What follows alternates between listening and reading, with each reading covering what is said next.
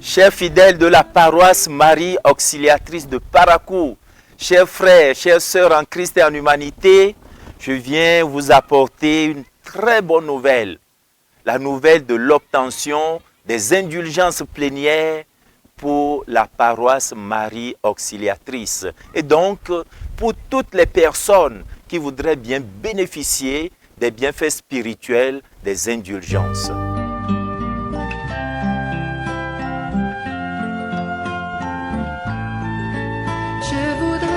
Caché dans ton cœur. Les indulgences sont accordées par le pape lors des occasions spéciales, les occasions particulières, comme lors des années saintes, lors des journées mondiales pour les jeunes, pour les malades, pour les familles, etc.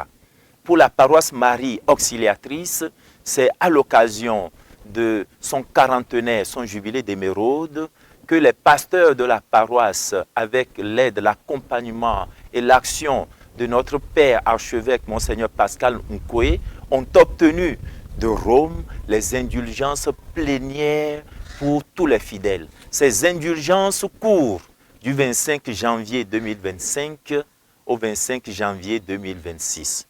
Courant donc cette année, eh bien, toute personne qui est en mesure d'entrer dans les exercices spirituels nécessaires, conseillés, dont nous parlerons tout à l'heure, pourrait obtenir non seulement le pardon de leurs péchés, mais aussi et surtout le pardon des conséquences de nos péchés.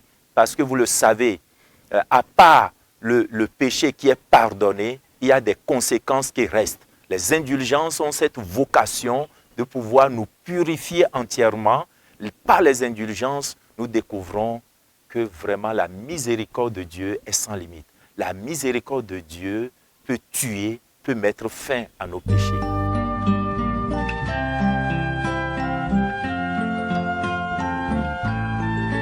Je voudrais me cacher dans ton cœur. Je voudrais Quand on parle d'indulgence, il faut d'abord situer ça dans le contexte même de la miséricorde de Dieu. Vous voyez, Dieu a tout créé bon.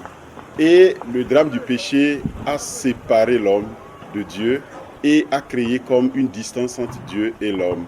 Alors Dieu a recherché comment rétablir, j'allais dire, cette distance-là, ce fossé qui s'est créé entre-temps. D'où donc tout ce qu'on va appeler l'incarnation-rédemption du Christ. Et même après le mystère de la rédemption du Christ, le Christ a confié encore à l'Église des moyens du salut pour que, même frappé par le péché, l'homme qui désire revenir à Dieu puisse trouver des moyens. Et entre autres moyens, nous avons la confession-réconciliation, qui est un lieu de miséricorde où celui qui va à Dieu à travers le ministère du prêtre est absous de ses péchés. Mais il se trouve que malgré ce geste de pénitence aussi sacramentel, mais les peines liées au péché ne sont pas totalement enlevées. Et l'exemple qu'on peut donner, c'est que lorsque vous commettez un mal, quel qu'il soit, peut-être par exemple le meurtre, je prends peut-être un exemple extrême, et vous dites au prêtre, voilà, j'ai tué quelqu'un, le prêtre vous dit, c'est pas bien de tuer, tout ça, il vous donne des conseils, même si le péché est absous. C'est-à-dire, il y a les conséquences quand même qui sont liées à ce péché du meurtre. Et comment, même ayant été absous, donc ce péché pardonné, comment réparer ces conséquences-là. Alors, l'Église dit, il y a des actes de charité, de miséricorde, c'est-à-dire visiter un malade par exemple, donner à manger à quelqu'un qui n'a rien, et ainsi de suite, participe aussi de la réparation des péchés. Et au nombre de ces actes qui réparent les péchés, l'Église a mis sur pied ce qu'on va appeler les indulgences. Alors, les indulgences, en fait, indulgere en latin signifie simplement accorder. Accorder. Donc, quand on parle d'indulgence, il faut dire que c'est une grâce spéciale qui est accordée à toute personne vivant dans une certaine disposition en vue de réparer les peines liées au péché, même déjà pardonnées. Et quand on regarde un peu le droit de l'Église, le canon 992, que va reprendre donc le CEC, donc le catéchisme de l'Église catholique, au numéro 1471, les deux documents-là vont définir l'indulgence comme la remise totale ou partielle devant Dieu, donc des peines ou de la peine temporelle liée au péché déjà pardonné. C'est ce que je viens d'expliquer. Donc c'est un acte de miséricorde de Dieu qui permet d'entrer dans un processus de réparation même après le péché pardonné. Vous voyez, lorsqu'il y a des incendies, vous savez qu'il y a nécessité d'éteindre le feu. On appelle souvent les sapeurs-pompiers qui viennent éteindre le feu, ce qui est important. Et puisqu'il faut vraiment éteindre le feu. Mais éteindre le feu ne suffit pas. Éteindre le feu au niveau spirituel, c'est le sacrement du pardon. C'est le don du pardon que nous recevons à travers notamment la confession. Donc le sacrement de la réconciliation, que ce soit de façon sacramentelle ou non sacramentelle, puisqu'il y a certaines personnes qui sont en chemin. Eh bien, après l'incendie, il y a des dégâts, il y a des choses à réparer, il y a des choses à reconstruire, il y a des nettoyages à faire. Ce sont ces choses que nous appelons les peines temporelles, ce sont ces choses que les indulgences viennent nettoyer. À travers les indulgences, nous voyons la victoire de notre Seigneur Jésus-Christ sur tous nos péchés. La victoire de l'amour du Christ, de sa mort et de sa résurrection sur tout ce qui nous empêche de nous élever vers lui. Alors, puisque la question concerne l'indulgence plénière, je voudrais faire rapidement une différence entre indulgence plénière et indulgence partielle. C'est-à-dire, ça se comprend facilement. Quand l'indulgence est partielle, ça veut dire qu'on parle de la remise partielle.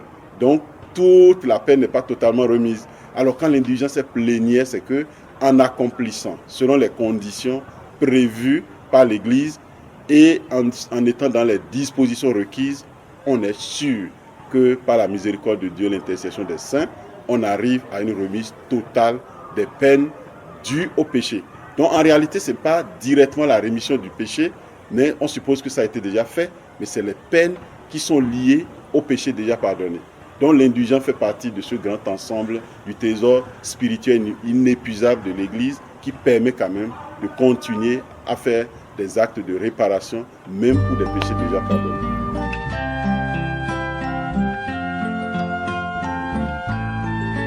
Je voudrais me cacher dans ton cœur, je voudrais aimer la vie. Depuis là, je n'ai pas sorti un mot qu'on pourrait, parce que j'avais voulu éviter ça pour ne pas créer d'autres polémiques, c'est la conception du purgatoire en fait. Parce que dans les indulgences, on pense aussi que c'est une façon de nous éviter en quelque sorte le purgatoire. Parce que le purgatoire est conçu de telle sorte qu'on nous dit c'est le moment de purger les peines liées même au péché déjà pardonné. Alors on parle de peines temporelles parce que c'est des peines qui n'entraînent pas en fait la mort éternelle. Donc c'est des peines qu'on peut purger pendant un temps. Or quand on va parler de peine éternelle, cela va nous conduire dans ce qu'on va appeler l'enfer. Donc qui n'est pas quelque chose à souhaiter. Mais l'Église met l'accent beaucoup plus sur les peines temporelles. Et si on veut être un peu plus strict en théologie, on dirait que même les indulgences ne pourraient pas effacer les peines éternelles. Seule la miséricorde de Dieu.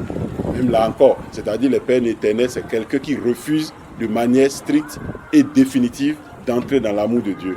Donc ce n'est pas Dieu qui renvoie, c'est la personne qui s'exclut de l'amour de Dieu et ça devient un choix définitif. Donc les peines temporelles, en fait, c'est des peines liées à un temps de satisfaction, de souffrance, donc par rapport à un certain nombre de péchés commis.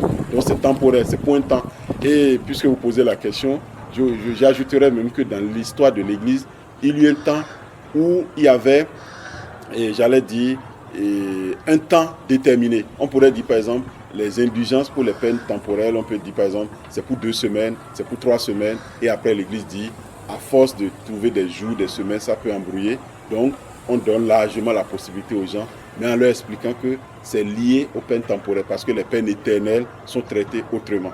Donc, c'est pourquoi je parle de peines temporaires chaque fois. C'est la souffrance, c'est-à-dire le temps de souffrance, peut-être, je ne sais pas comment on délimite ça, mais ce qui est sûr, ce n'est pas éternel, c'est un temps limité par rapport à un certain nombre de choses que nous devons satisfaire avant d'entrer dans la vision de Dieu. Donc, c'est des peines temporaires, ce n'est pas éternel.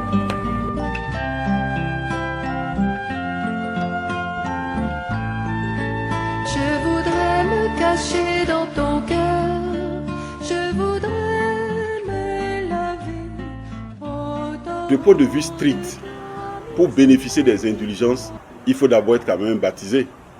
un baptisé qui est en communion avec l'Église, c'est-à-dire qui n'est pas excommunié, qui est en communion avec l'Église, qui vit quand même une certaine vie de foi et qui entre dans un processus de conversion permanente. C'est-à-dire, puisque je viens de lier ou d'expliquer que les indulgences sont liées aussi à la réparation et à la remise de la peine temporelle due au péché déjà pardonné. Donc, il faut considérer que peuvent en bénéficier tout baptisé qui déjà confesse ces péchés-là et qui maintenant entre dans le processus d'une réparation plus complète, dit d'une conversion permanente et qui accomplit les actes prévus pour cette indulgence-là. Et entre autres actes, généralement pour les indulgences, que ce soit lors d'un pèlerinage, d'un jubilé, ou de la bénédiction, ou bien du pape, ou du rassemblement des jeunes, parce qu'il y a plusieurs moments où le pape peut donner les indulgences, comme c'est le cas pour la paroisse de Marie Auxiliatrice en question. On dit souvent, allez prier dans cette église-là, et faire une pénitence, donc une confession sacramentelle, communier saintement dans la période impartie, donc je crois que ça fait 1 an, et prier aussi aux intentions du pape. Donc, tout baptisé qui se confesse régulièrement, qui a le désir d'une réparation des peines liées au péché et qui accomplit tous les actes proposés, donc bénéficie des indulgences. Maintenant, du point de vue pastoral, une question pourrait se poser aussi, celle de savoir, mais et ceux-là qui n'ont pas la possibilité de se confesser parce que pour une raison ou une autre, ils ne sont pas, j'allais dire, en règle avec tout ce que l'Église a établi.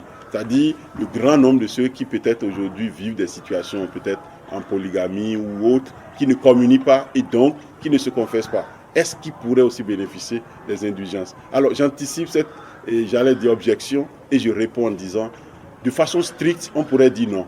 Mais vous savez, dans l'Église, la morale chrétienne, ce n'est pas le permis et le défendu. Entre le permis et le défendu, il y a toujours une marge de tolérance. Donc c'est pour dire, même si de façon stricte, c'est tout baptisé, en règle, dans le sens de se confesser, de poser des actes de pénitence régulièrement, il me semble que tout chrétien aussi, qui vit dans une certaine disposition intérieure et qui a le désir aussi de se faire pardonner un certain nombre de choses qui le met, j'allais dire, en porte-à-faux avec la loi de Dieu, l'amour du prochain et aussi l'amour de Dieu, pourrait entrer dans cette démarche-là avec le désir d'être aussi pardonné et de voir les peines liées à ces péchés aussi lui être remises. Donc je pense que, en gros, on pourrait dire, toute personne de bonne volonté pourrait bénéficier des indulgences.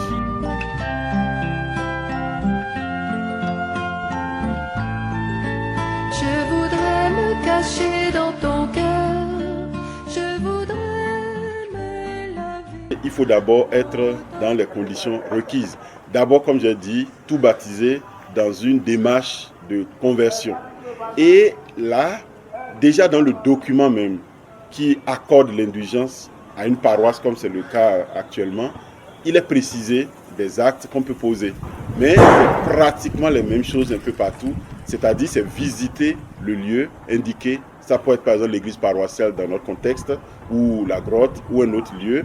C'est d'entrer dans cette église, de prier dans cette église, de se confesser dans la période donc impartie, de communier saintement dans cette période-là et prier aussi à l'intention du pape. C'est important parce que c'est l'autorité suprême qui accorde l'indulgence. Et c'est aussi lui qui est, le lien d'unité de l'Église. Donc il faut prier aux intentions du pape, mais aussi avoir le désir d'un repenti, permanent. C'est-à-dire les indulgences aussi nous font nous rappeler que nous avons besoin d'une conversion permanente. Donc après tout ce que nous devons faire de manière visible, intérieurement aussi, on doit engager un combat spirituel pour dire oui, les indulgences, mais nous aussi, nous avons des efforts à faire.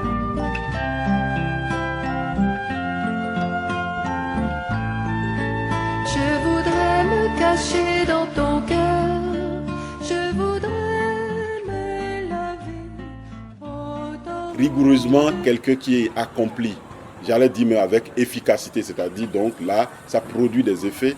L'indulgence, ce n'est pas d'abord quelque chose qu'on va voir de façon quantitative pour dire on a vu sa vie changer de jour au lendemain. Mais dans l'ordre de la grâce, du point de vue spirituel, il n'empêche que l'indulgence permet à la personne de rétablir l'harmonie et l'amour entre lui et Dieu. et d'entrer davantage dans l'ordre de la grâce, dans l'état de grâce. Et puisqu'on est dans l'état de grâce, dans l'harmonie avec Dieu, l'amour avec Dieu, mais il va de soi qu'on vivrait en paix avec le monde, avec soi-même, avec la création, avec Dieu. Donc d'une certaine façon, on peut ne pas voir ça de façon visible tout de suite, mais l'action conjuguée de l'indulgence permet à la personne quand même de devenir un modèle, et j'allais dire même un disciple à l'image de Dieu lui-même, parce que la grâce de Dieu porte la personne et la personne ne peut qu'agir comme enfant de Dieu. Donc il va falloir être beaucoup plus attentif pour déterminer cela. Comme si par exemple quelqu'un est baptisé ou marié, vous le croisez le lendemain, il a la grâce sacramentelle. Mais ce n'est pas évident de dire tout de suite, sa démarche me permet de savoir qu'il est marié. Or la grâce agit en lui. Donc de façon visible, peut-être pas tout de suite, mais je pense que spirituellement la personne est portée par une grâce qui peut transparaître maintenant dans ses actions de tous les jours. Donc en conclusion, la grâce agit et ça peut se sentir aussi à travers la manière d'agir, de témoigner de la vie chrétienne de la personne.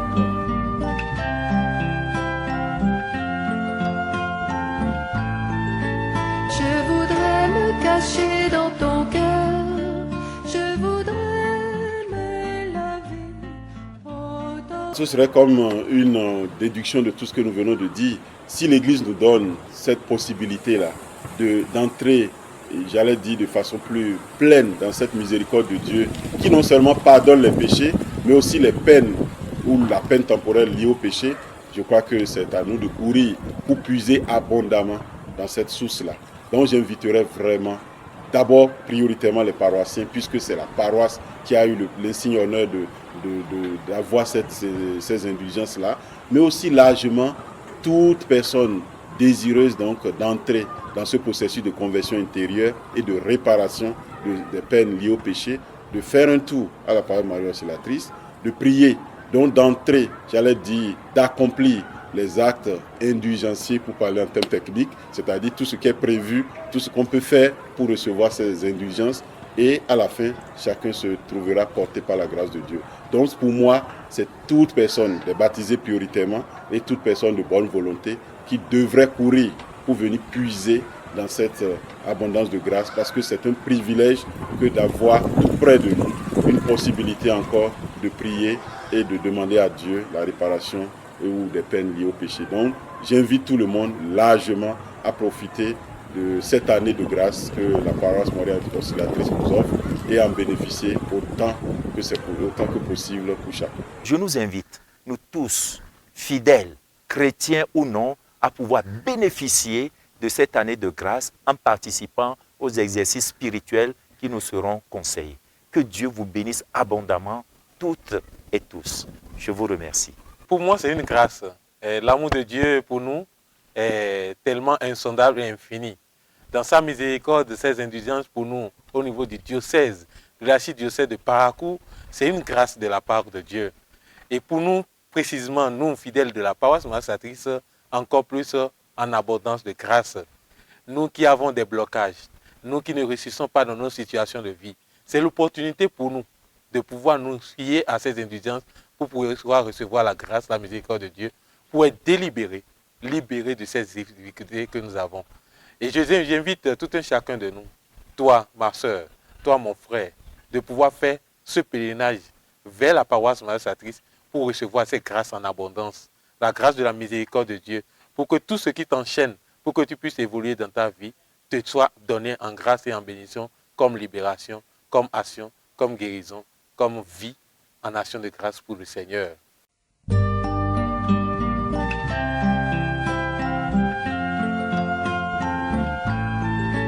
Je voudrais me cacher